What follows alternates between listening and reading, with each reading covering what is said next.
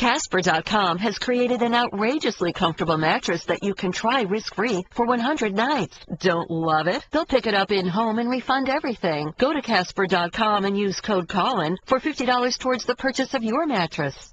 Hey, it's SVP and Russillo. Appreciate you checking out the podcast. Guest list includes Chris Mortensen and Darren Woodson weighing in on the situation with the Bears. How does anything ever get to that point? Darren Woodson sharing some interesting stories about how some stories inside that Cowboy locker room got out and how they got them out. We visit with PJ Carlissimo as well. Concerns about LeBron. Was the Kobe rant scripted? Outsider Mike shares his goals for what he hopes will happen on the show. That, winners, which scare me to death. Carl Stone Cold Lock of the Century of the Week. I got something to say. Let me ask you a question. All part of the podcast getting you set for the weekend. And it starts now. Now, SVP and Russillo on ESPN Radio. And ESPNRadio.com. Chris Mortensen will join us about 15 minutes from now. It'll be interesting to get his thoughts on just the mess that is the Bears situation. This just doesn't happen, man. No, I think it's pretty crazy. I mean, imagine this. Imagine, I'm just going to go ahead and look here. Byron Scott's assistants, the Lakers, Mark Madison. What's up? Mad Dog. Mad Dog. Did you know him? You and him boys? Yeah, we're same here, man. Oh, my God. At the club. How do we not talk about you and the Madman? Oh, there's some stories there. We're going to have him on. Okay, so Madsen's an assistant with the Lakers right now. He goes to Ramona Shelburne, one of our West Coast reporters, NBA, okay? And just goes, this Kobe dude is a nightmare. He's just going to shoot a million times. He's going for scoring records, doesn't care, doesn't help develop, just says all the things that you can imagine somebody would say if they wanted to go behind Kobe and rep him, okay? Mm-hmm. And then Madsen has to sit there a week later in practice in front of Kobe and other teammates and tearfully apologize to him? That's what you're looking at.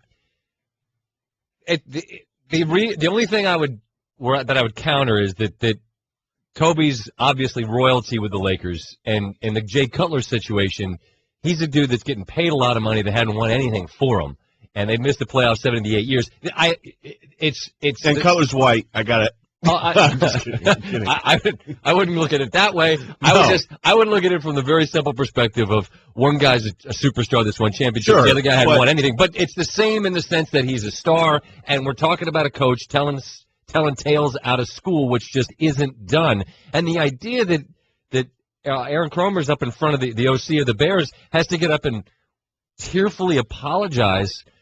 I would have quit. Can you imagine how that plays in the room? Because as Darren Woodson said when he was with us last hour, whatever Cromer told, and it was Ian Rappaport, it was on point. I mean, the guys on the team know that what you're saying is accurate. You just can't do it. You can't be the source. And so now Cromer today, after he apologizes to the team, now he's got to talk to the media, and there was one refrain that he kept getting back to over and over. I wish I wouldn't have made that mistake, and it's happened, and we're a group and a unit, and we worked it out together, and the rest will be handled internally, and we'll work through that. Internally. You won't have much longer to worry about this. This is over. See, that is the bummer of the thing, though, that Cromer didn't say anything wrong. Did he say anything? Did any Bears fan hear this and go, blasphemy? Dan Woodson liked it. Yeah, Woodson's going, he ain't lying. He was right. I always wonder if you worked for a team, how that would work. Because can you imagine coming from the media side of things and then wanting to go and work in a front office? Everybody would think you're the mole all the time. Right, no one would trust you because they just would presume you'd be spoon-feeding your boys. How do you think you would handle it? If you were an assistant GM, say, how would you handle it? You're assistant GM of the Redskins. You're out of the business. I'd go to the mall. I'd call you up and go, hey, I'm doing a Redskins segment on Tuesday. Yep. You got anything for me? Yeah, I'd go to the mall. I'd get a burner. I'd buy a second phone at 7-Eleven, get me one of them cards, and I'd have you and Wingo on my speed dial. I'd just be sending out texts. I'd have you on my phone as Robert Redford. Keep it straight in my head, 2 R's. And of course, I mean, the people that you had relationships with that you thought you could give. I mean, there'd be a certain level of I need you to couch this way. But look, and Woodson owned it himself. He said, sure, we gave stuff to people that we wanted to get out there, and he owned that. So it doesn't surprise me. And the idea that it would surprise anyone that this gets out is you're just not living in a real world. You're absolutely right, and that's why when I think about if you worked for a team, from the outside, you probably say to yourself, well, I would just never tell anyone anything. I'd hate to have my bosses find out. I wouldn't want to be that guy. But let's face it. We are guilty of playing favorites, whether it's assistant coaches, whether it's some kind of scout, and you start to do this job.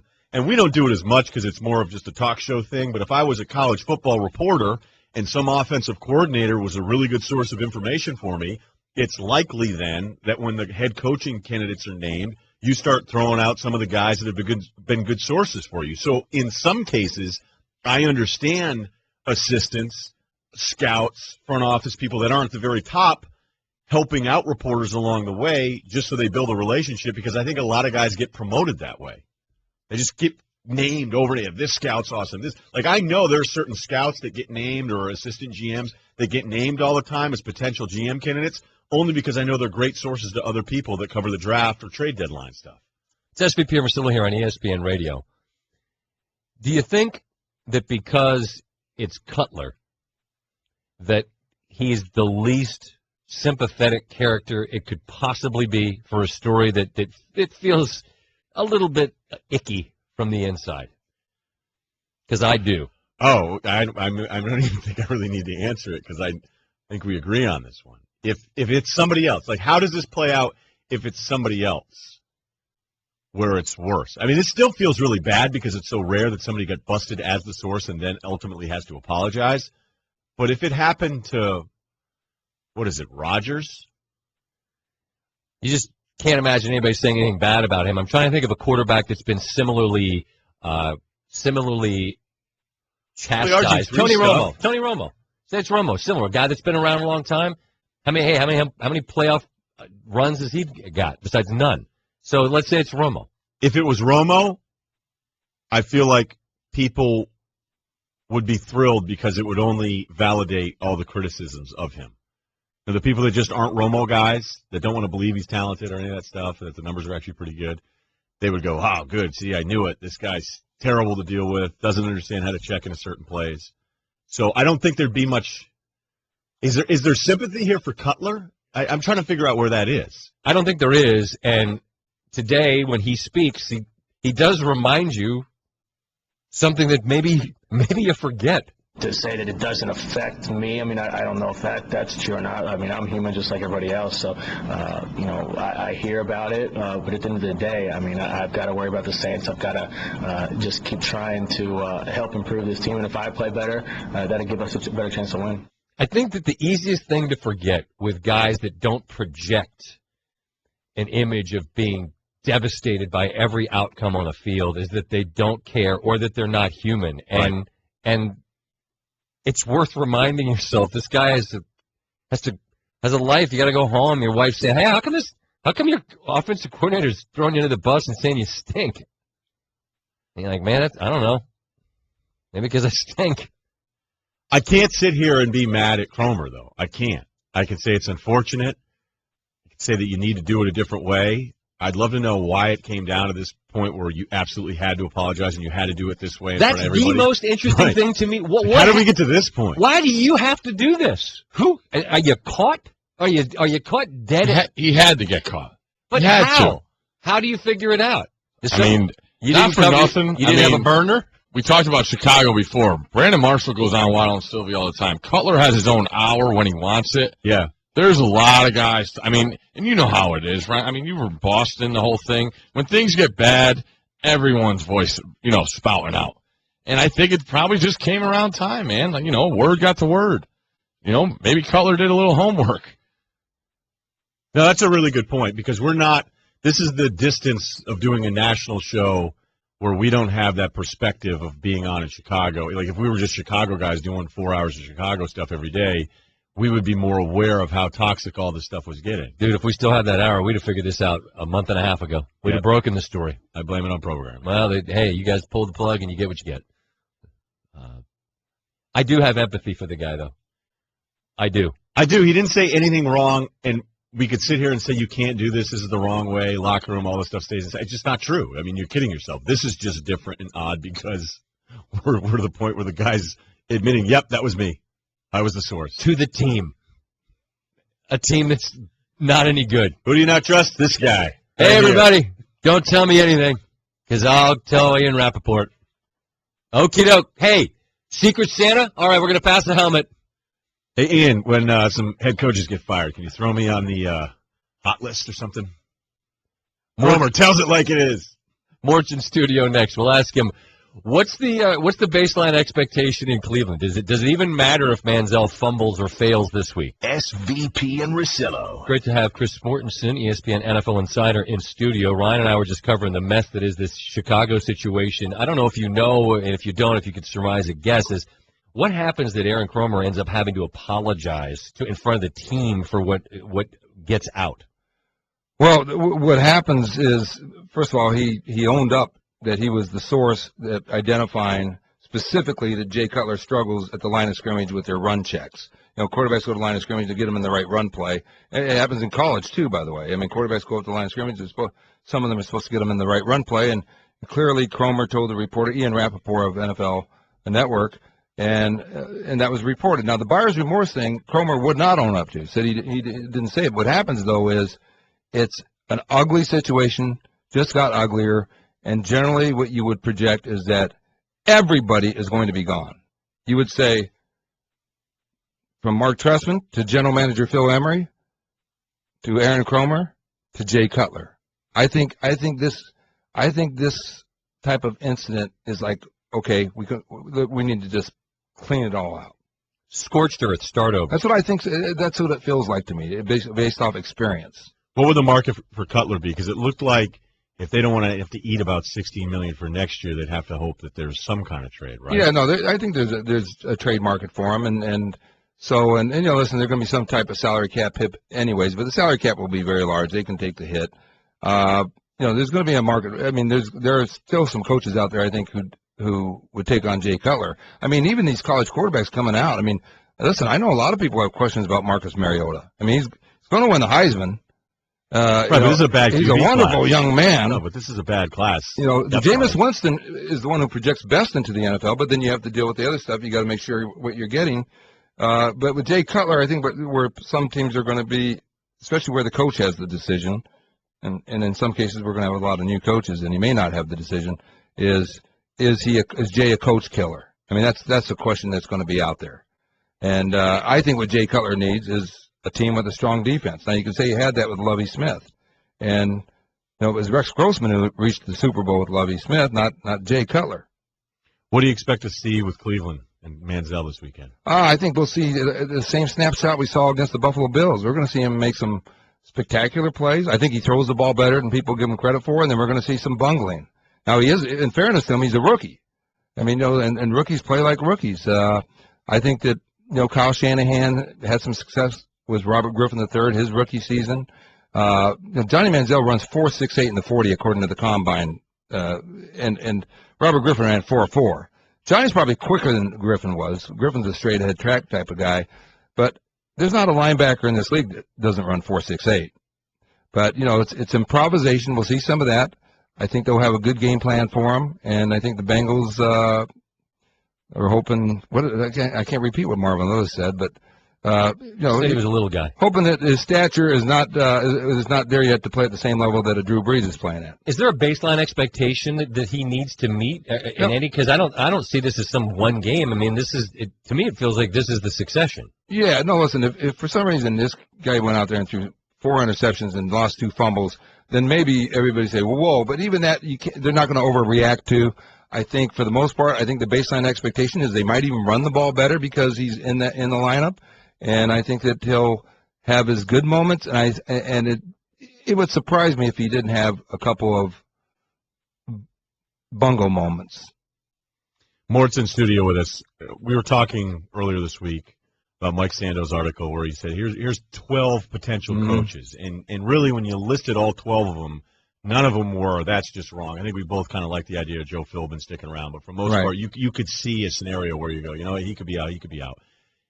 What I brought up was, if, say, there are 6 or 8 vacancies, there has to be, I would think, maybe one college coach that could fill one of those holes. Maybe that's not what the NFL would want to do right now. If you were to look at it that way, is there a college coach that still could be a name once the NFL starts to clear their decks in January? And generally, we always get around that number of 6 to 8. I mean, or it feels like that.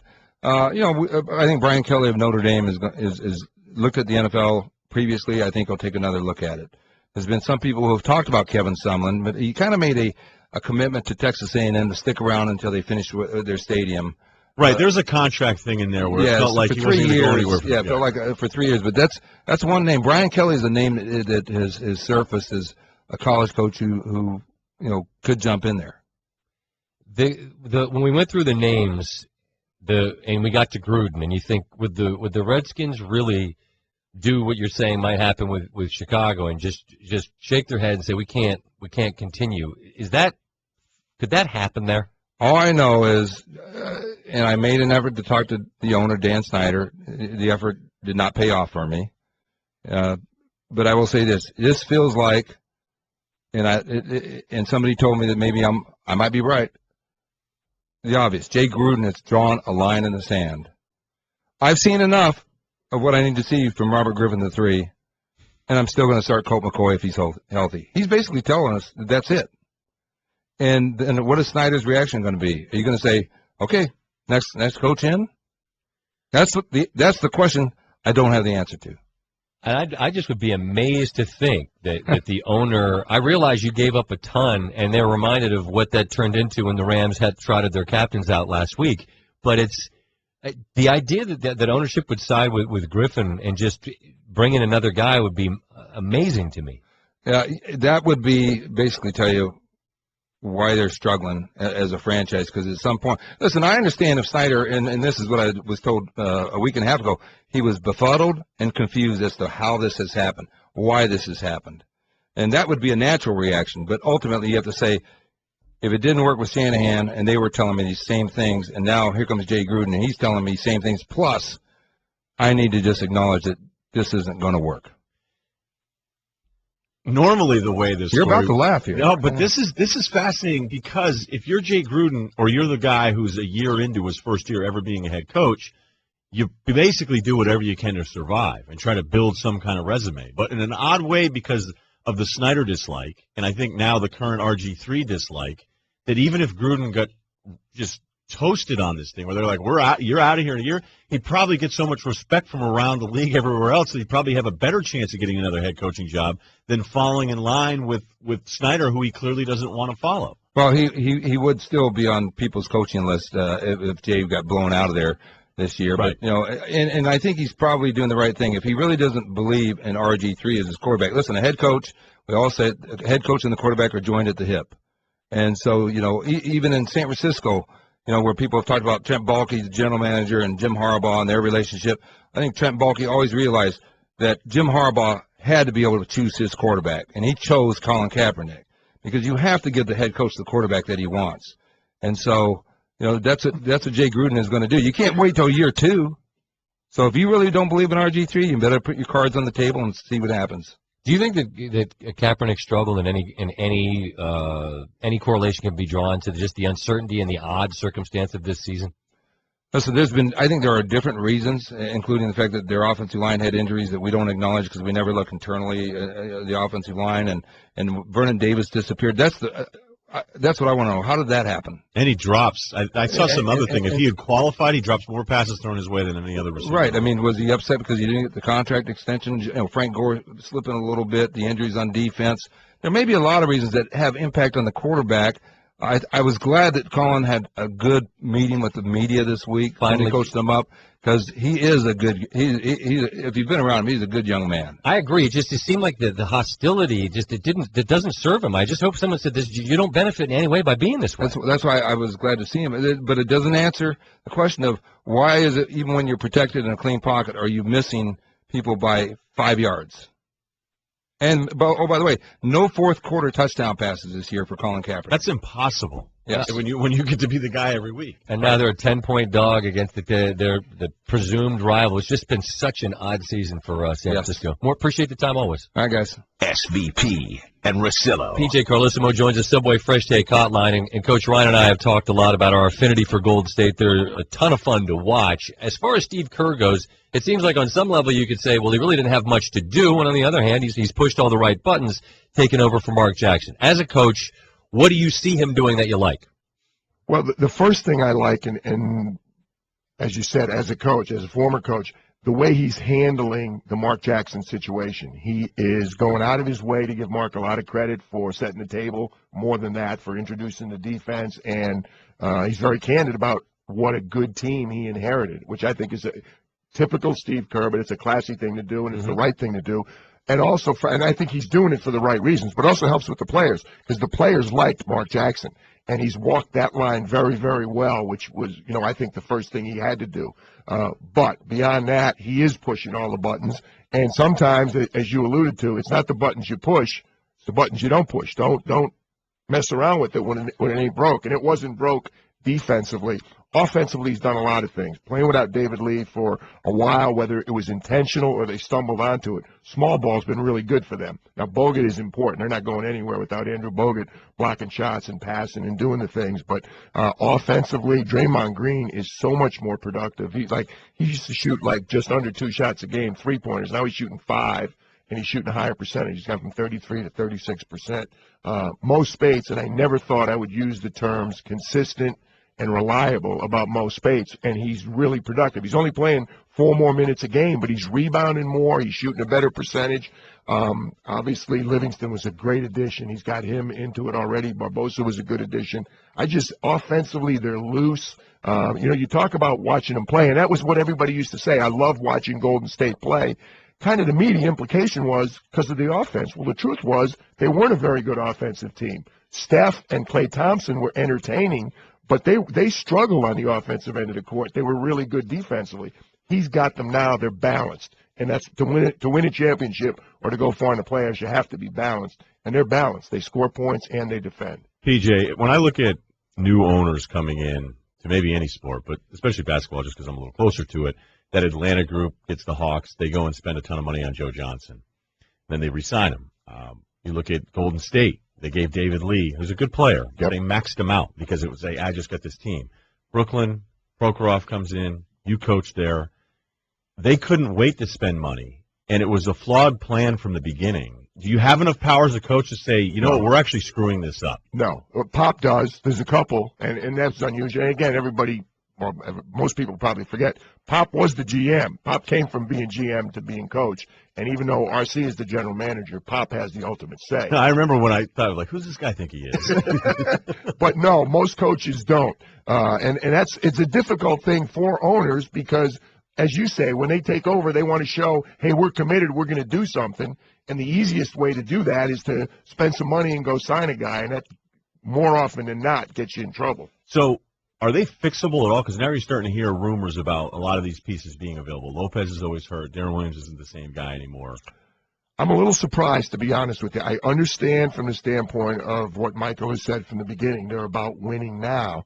I still think there's a lot of good basketball in those 3 guys. I thought, but, Ryan, if we had this conversation before the season started, I thought they were going to be in the mix. I thought they'd be like a 4 or 5 team in the East and a tough out, and if they had the right matchup, might even go a couple of rounds, and particularly with Lionel coaching. I'm a little surprised the way they're struggling.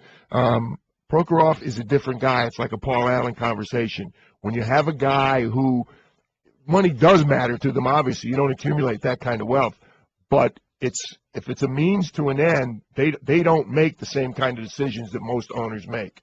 PJ Carlissimo in studio with us. And the one big thing coming up, I'm going to talk a little bit about Kobe. How much do you think that video that gets out is theatrics, and how much do you think is actual frustration about the circumstance where he finds himself? Equal parts, I think, because Kobe to me does nothing. I don't know that there's a more calculated player on and off the floor. He's doing something. He's doing it for a reason. It was unusual too, Scott, because normally coaches schedule the last 10 minutes are when you have to open practice to us, to the media. You're shooting free throws. You're doing so. You don't want a Redskins fight. You don't want a coach screaming at a guy for taking a bad shot in the game last night. So you want to air out all your dirty laundry before you open the door to the media. Mm-hmm. Kobe clearly knew everybody was there, and he said it. He said it for a reason. But I don't think – I mean, he's tough. He's always been tough on teammates. Michael was supposedly very tough on teammates also. But – if they're not 6-16, that's not happening, and there's a ton of frustration right there. I was watching Oklahoma City last night, and I don't know that there's a better athlete than Russell Westbrook in this league. And the fact that guy's had multiple surgeries, you'd never know it. How does he look to you? I mean, I know I answered the question for you already. No, he looks excellent. He looked excellent hitting the first day, the first game back. He looked unbelievable. He is a freak, though. I mean, I say that in a good sense. I mean, I only got to coach him for 13 games, but he's amazing. He does things. He's kind of like LeBron. There's only a couple of them in the league. But, I mean, he's just the quickness, the explosiveness, how he gets point to point. And what he can do above the rim. And, he is a better shooter than he used to be. You would still like him to have better judgment. There's still too many turnovers, and the shot selection, sometimes you shake your head. But, I mean, he is just a spectacular. And I got to give Sam Presti talent, because that year in the draft, I wanted Brook Lopez. We worked out a lot of guys. We were a lousy team, Kevin's rookie year. So we had a high pick. I forget what we were. And Brook was one of the guys we worked out. And I said, it's a big. You got to take a big. We're not going to have it, a chance to get a guy. And he's going to be a 10-year starter in the league and really productive. And I loved Russell. We worked him out. Earl Watson, who we had, said for years he was the best player at UCLA when he wasn't getting a lot of run there. And so, I remember Sam's quote, and it was like it was yesterday. He goes, "I'm just afraid this guy is going to be so special we can't pass on him. People don't realize how special he is, and we can't let him go to somebody else." And he was right. That's great insight. I just want to close with the other freak you mentioned, LeBron. He seems to be entering that next chapter, which is the chapter where he has to manage and understand that energy's finite. He can't just be that guy every night. How hard do you think it is for a guy that's Superman to realize you can't fly all the time? I think extremely hard. You know what? I'm concerned. I just watched Mark Stein do an interview from New Orleans.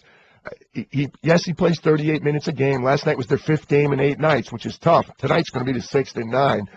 I was surprised to see him not play. I mean, again, I think he's bulletproof. I'm saying he is Superman. I was shocked to hear that he had a sore knee and wasn't going to play. I was really concerned when I heard that. Well, I mean, again, you enter into that next phase where you have to pick your spots. And there's a lot of miles on that body. Yep. This is a guy who, A, plays physically, and B, plays big minutes and plays into June. And that's still one of the things that the bad teams go home in April. The good teams play for 2 more months. 2 more months of big minutes. It's really a challenge. Big minutes in the biggest games. PJ, always good to be with you, man. Happy holidays. Great to be with you guys. Thank you. Geico presents Strange Savings Stories.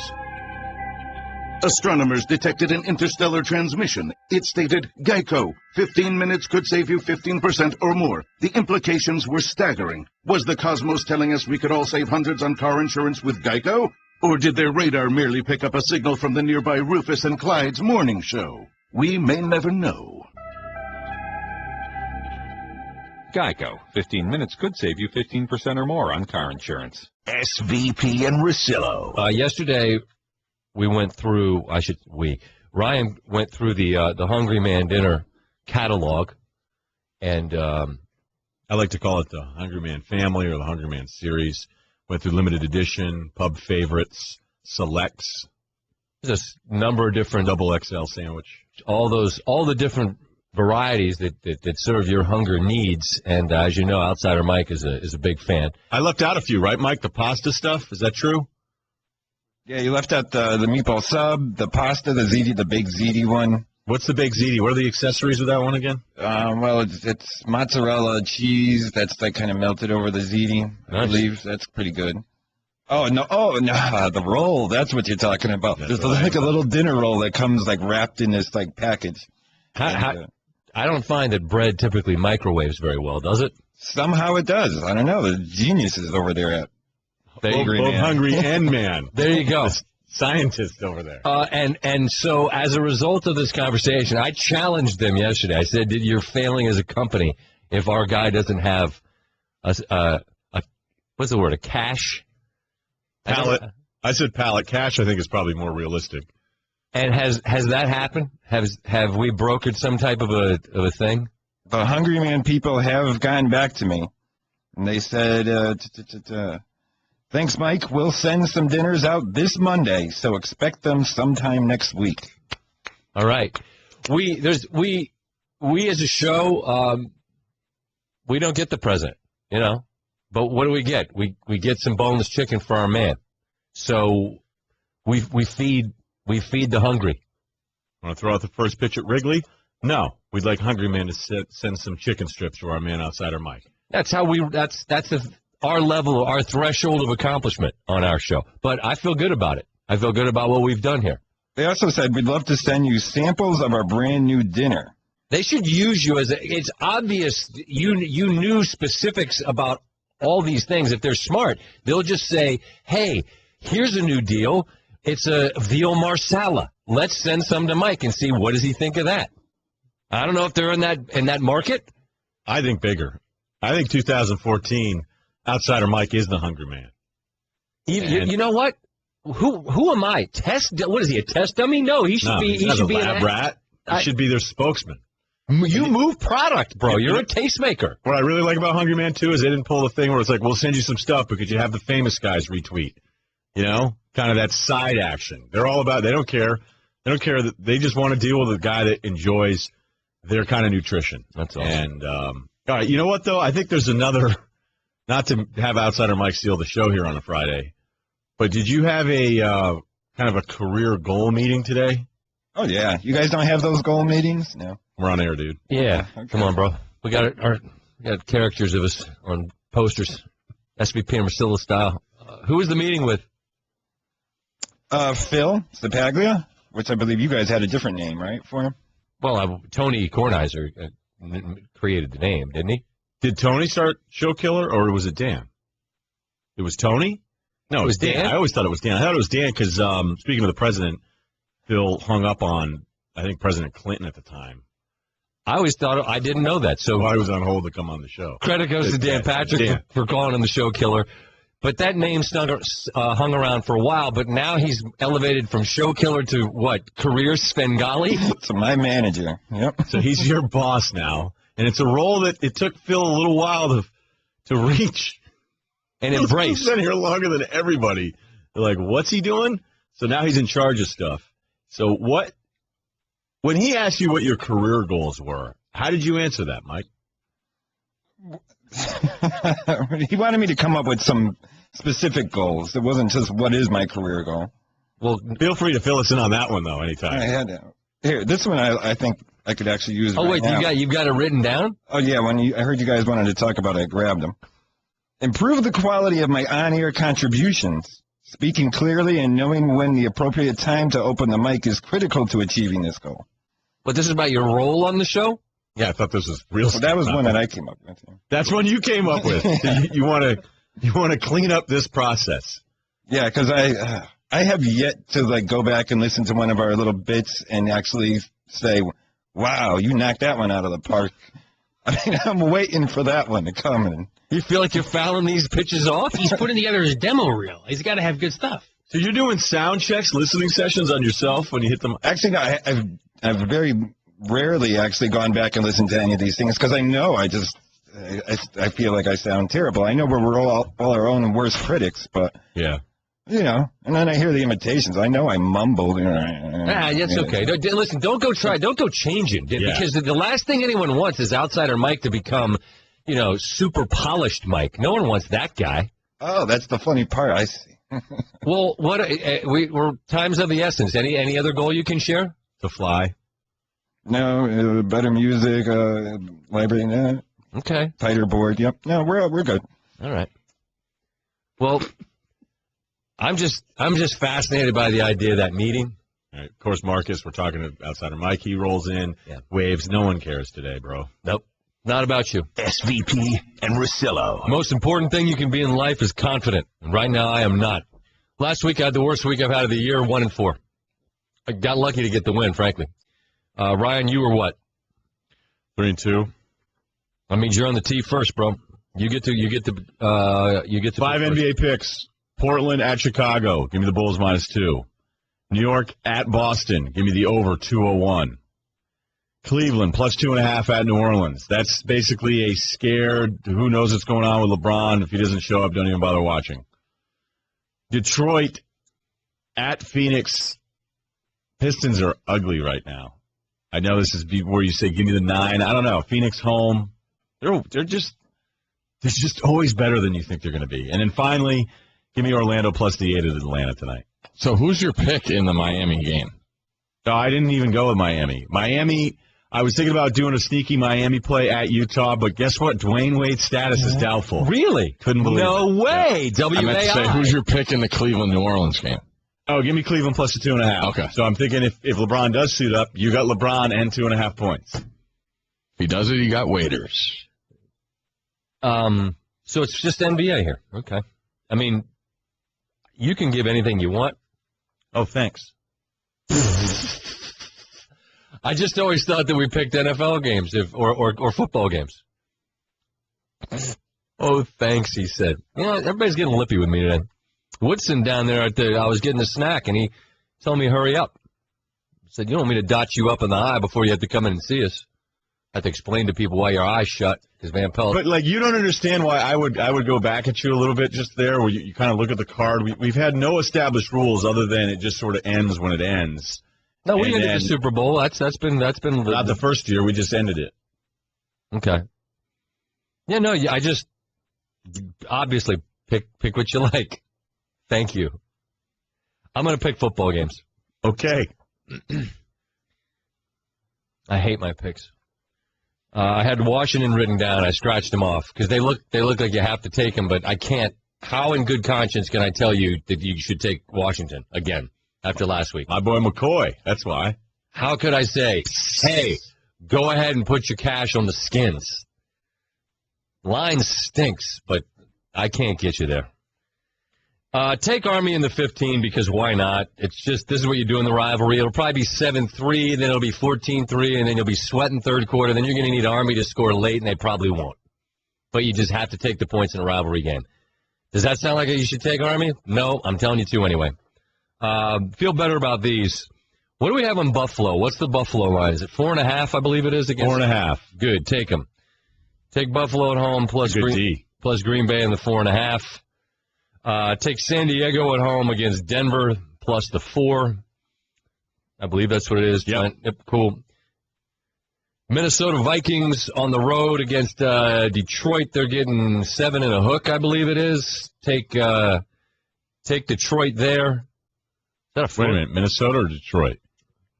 It's See, if I say well, it says on the ESPN thing it says 7.5. Is it not 7.5? Call it 7. Minnesota plus 7. You can have 7.5 on the ESPN thing. That's what it says. All right, go with it. Miami plus 7.5. Ooh, Chargers plus 4.5 on ESPN too. Just go cowherd here and just invent lines. So Army plus 15, Buffalo plus 4.5, San Diego plus 4.5, Minnesota and Miami are both getting 7.5 points each. Those are my football picks. Stanford Steve has retired from the business after a 47-27 season. Unbelievable. One push. I do like New Hampshire tonight. College hoops? No, college football. Who are they playing? Chattanooga. Oh, yeah. FCS playoffs. My bad. Chip Kelly, man. Live free or die. What's up, Durham? Are you going to be giving out bowl picks? Are you and Yes. going to give bowl picks? Yes, we will. Are you going to rank them? What's that all about? Yeah, I can't stand it. That's getting changed next year. After I put this record up, no more confidence points. I'm not a fan of that. Nice. So I picked them out of a hat the last 8 weeks. One year I won it. Remember that? The bowl thing? Yeah. That's tremendous. Of everybody. At ESPN? Yeah. What'd you get? Like a hat? No, Robert Smith congratulated me in the calf. He goes, really great job on those bowl picks. Like, what bowl picks? You didn't even know you did it? No, I remember filling it out back in the day. It was like year 2. Honestly, I didn't put a lot of time into it, so I didn't start going, did I? He goes, yeah, you won. You didn't see the list? Do a trophy in the case. Got your name on it. They spelled your last name wrong, though. Don't ever get a Unite hoodie. From Danny. Okay, Carl. He's a cartoon character. Adult Swim. Aqua Teen Hunger Force. The Gridiron Whisperer. What do you got, Carl? This is Carl, Aqua Teen Hunger Force, and this is my Stone Cold Lock of the Century. For the week. Even after getting that cheese whiz swirly in that toilet bowl Green Bay Comfort Stadium, the Atlanta Falcons are somehow first in the NFC South over the Aints, the Can'ts, and the Succaneers. And they're still looking at their second straight losing season under Mike Smith. Smith's taken some heat recently for his time management, specifically that he can't manage a team at any time. The Falcons are lucky he only gets 6 timeouts a game, because otherwise they'd still be stuck in week 5 in London trying to figure out the time zone differential. Yeah, Smith is a worse clock manager than Flavor Flav's jeweler. He punts on second down, he throws the challenge flag at cheerleading routines, and he waits until the 2-minute warning to start his patented 3.5-minute drill. Let's hope he don't get his hands on one of them hot tub time machines, because otherwise he'd go back to World War II to kill Hitler and, I don't know, accidentally give him the A-bomb or something. Don't matter what timeline you're in, Mike Smith is getting fired at the end of this season. The only way the Falcons beat the Steelers this week is if Mike Smith's time mismanagement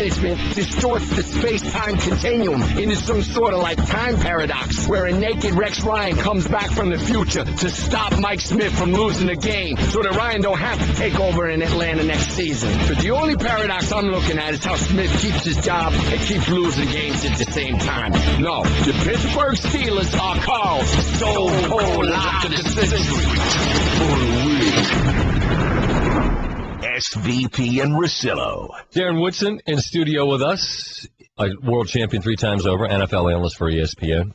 You get your salad thing taken care of? Yes. Everything all right? You know what, Ryan, you didn't know about this. I'm sure you didn't. Scott was over there.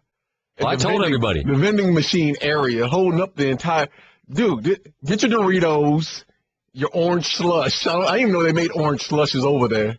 Your orange slush and your Snickers bar and move on. Okay. He's holding up the line. I'm trying to grab something to eat. Okay, a couple things. A, I got some crackers and a Diet Coke, no orange slush, no Snickers. I didn't get Doritos either. Number 2, I just walked up, I scanned my items and left promptly. You had a line of 5 people behind. I didn't cut the line.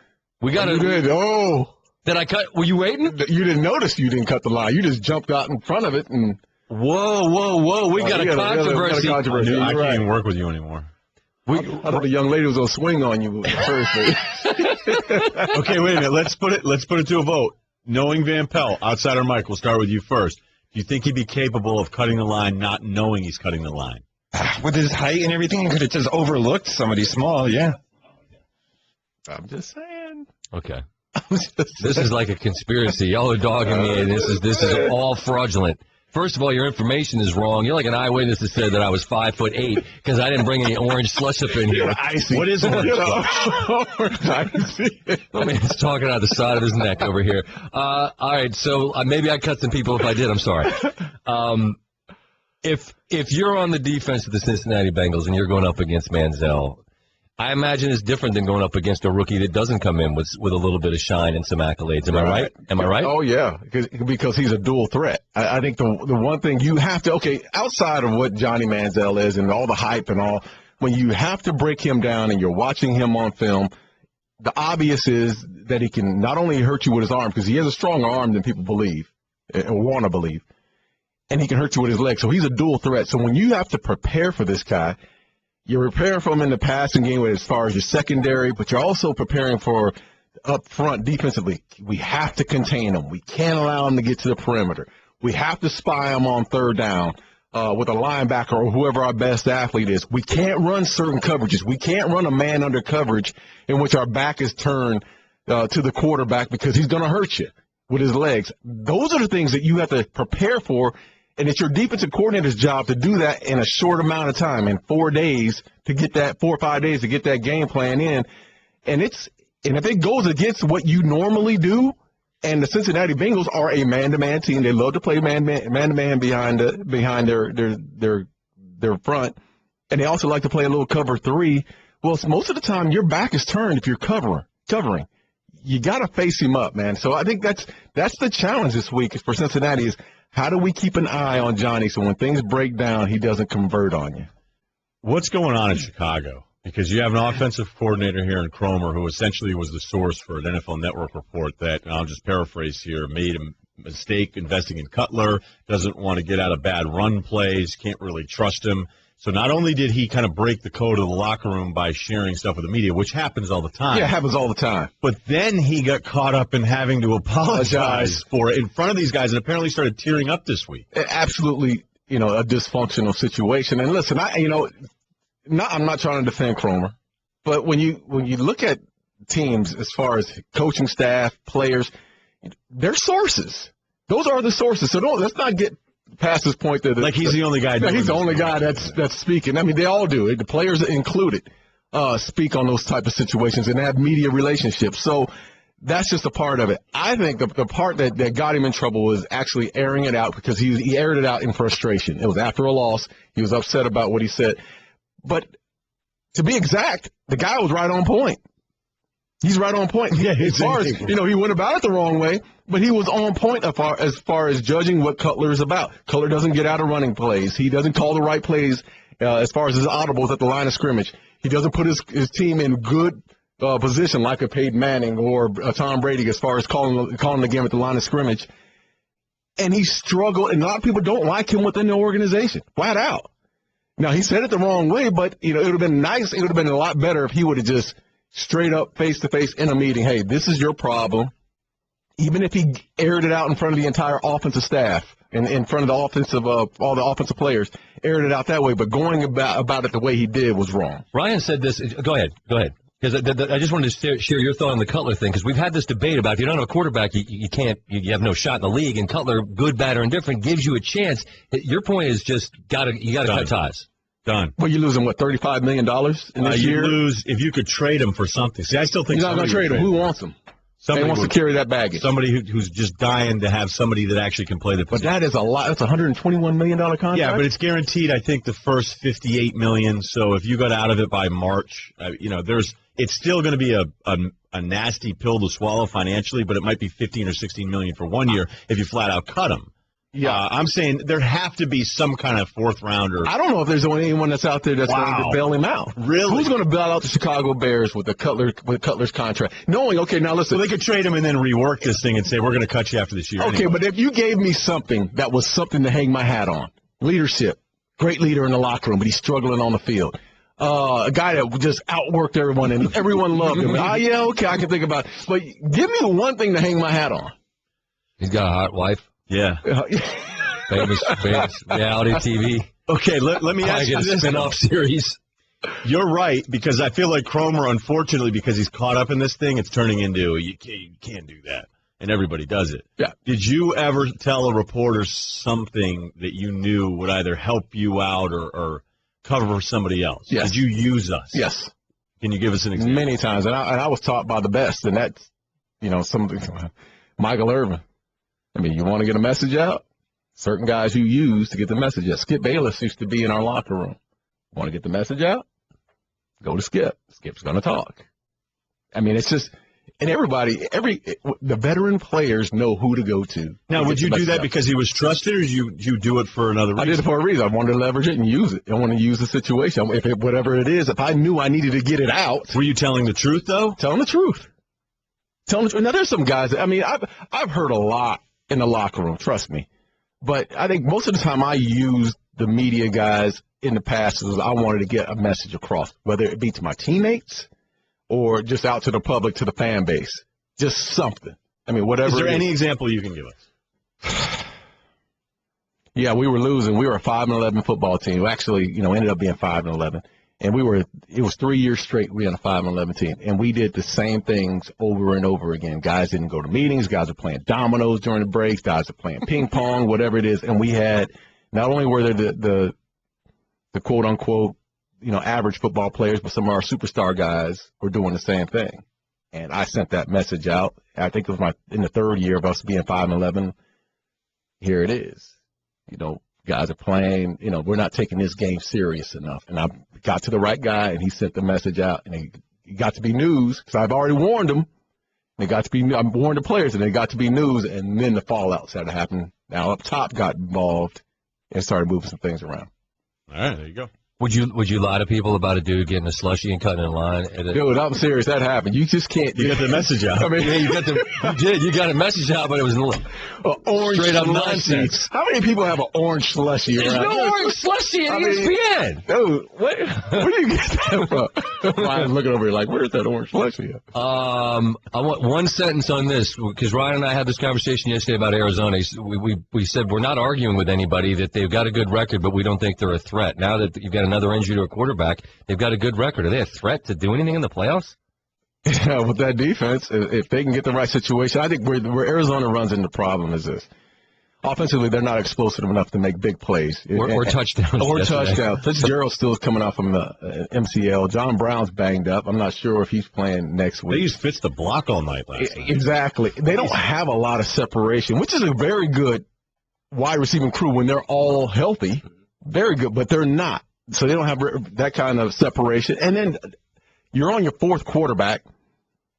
How explosive can you be in the playoffs offensively? And at some point, you're going to run into an Aaron Rodgers, and he's going to light you up for a good 21 at least. Even with that great defense, he's still going to hang 21. You're going to run into a guy like a Russell Wilson. He's going to hang some points up on you.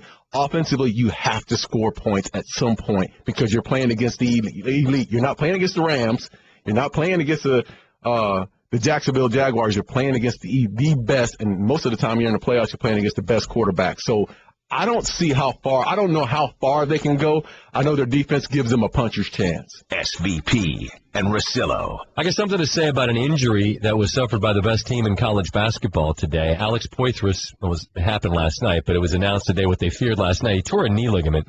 And I wouldn't say that Ryan and I differ in our assessment of Poitras, because I'm not going to try to tell you now that I think he's the best player on the team, because he's not.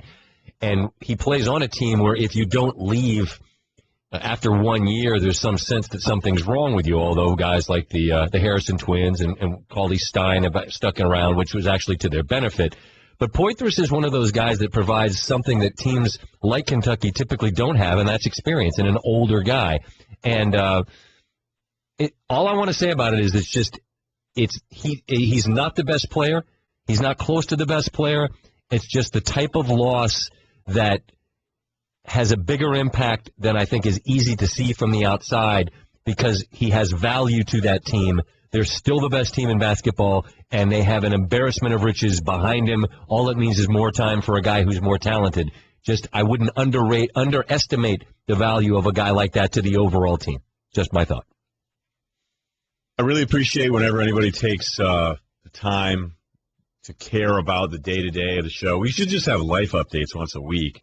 But we did do the rant on the line cutter at the cafeteria. A lot of people have reached out. Has there been any update? There isn't one, man. I've been looking for him. Trust me. I even looked today, and I didn't even go in that sandwich line. But I haven't seen him since. So no update, other than everybody's safe. You know, of all the stupid questions you guys have asked me, this is the best question you've ever asked me. Asking all them questions. Seriously. Asking all them questions. Why you asking all them questions? Making statements.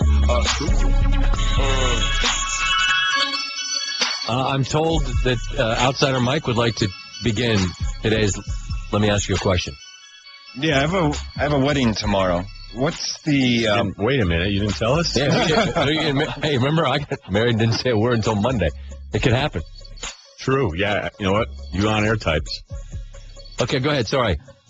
Wedding tomorrow, going single, Obvi. What's it up to now that you're supposed to give? Dollar amount. A wedding gift, you mean? Yeah, the last one I went to, I think it was like $100. That's still...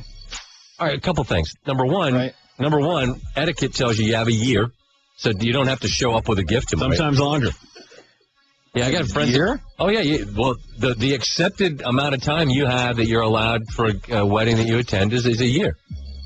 So you have a year. You don't need to show up tomorrow with cash equivalent or like a vacuum or something. I got 3 couples. I'm still 4 years in that 5-year window, Mike. So, I mean, look, it can happen.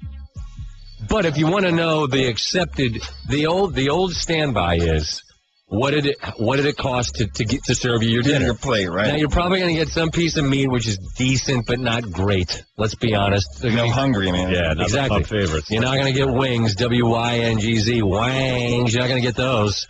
So, do you like these people? Yeah.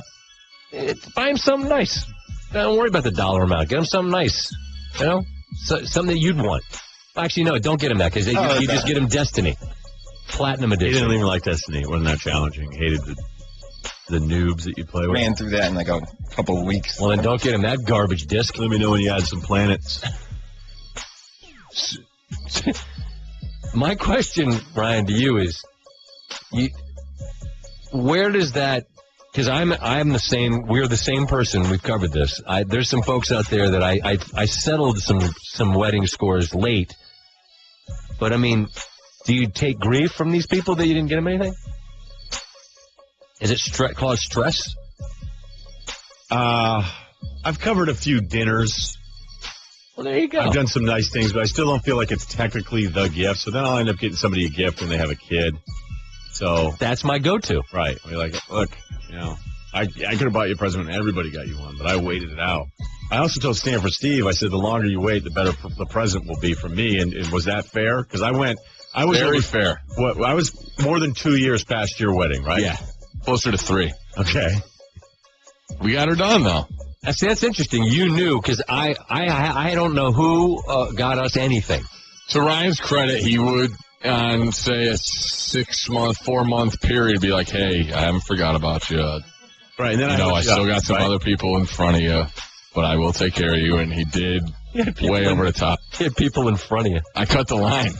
He did cut the line. I still have, there's a couple I'll be staying with in Denver, and they haven't got anything. And then I said, right now, drive me to Home Depot, Lowe's. We're buying you a brand new grill. I don't care. And they're like, that's too much. And then we ended up drinking and playing golf, and then I left. So we didn't get them anything. I got you something, though, didn't I? Yeah. Well, how can I not remember what I got you? Because I know I was like, I better get you right away, because I don't want to be sitting next to you every day and then go, well, it's year 3, although it would have been a good bid on the show. I think it was some kind of nice sort of gift certificate-y kind of a thing, wasn't it? Yeah. I mean, because I didn't want a plate or anything. No, see, that's the mistake you make, Outsider Mike. I try to be artsy, Mr. Creative guy over here, where I go, forget the wedding registry. Just get a spoon, man. Get a serving platter and get it done. Get it out of the way. It's an easy thing. No, Jim's Platters. Jim's House of Forks. That place is awesome, man. You ever been there? Get yourself some good forks. I bought an Xbox One for Sarah Walsh and Matt Bushman for their wedding present. How'd they go over with Sarah? She loves it. Cool. She puts the headset on and everything. Mops kids. She didn't know that. She's like, oh, you got them a play box? Yeah. That's what they call it. I don't know. Anything else here? Yeah. Dale asks, if someone owes you $1 and they offered you 5 quarters or a $1 bill, which would you take? I mean, this is obviously, you think we're stupid and we don't know that 5 quarters is $1.25. It is late in the week, but yeah. What's that? Where? I don't really have anything. Let's see. Sweet buckets for the weekend? We've got here. Sweet buckets. Well, where's the new one? No, it's not on the screen. I'm being told there's new sound drop.